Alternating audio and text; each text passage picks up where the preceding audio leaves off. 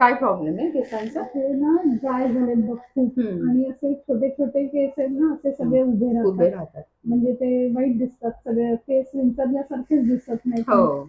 मग ते जरा ना टेक्स्चर त्याचं चांगलं व्हायला पाहिजे खाली बसायला पाहिजे ते केस ओके, ठीक असं आहे. हवं म्हणजे. प्रोटीन ट्रीटमेंटनी होईल. आता तुमचे केस खूप कर्ली आहेत ना, हा तर खूप असे स्ट्रेट नाही होणार. तुम्हाला स्ट्रेट नकोच पण ना, हलके वेव्ह येतील. म्हणजे टेक्स्चर तुमचं छान होईल.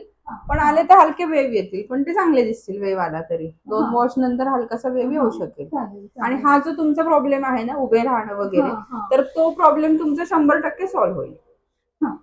आणि बरेच दिवस टिकतील परत. हा, खूप दिवस राहतं आणि मेंटेनन्स पण काही नाहीये त्याला. फक्त शॅम्पू कंडिशनर आपण जो सांगतो तोच तुम्हाला युज करायला लागेल.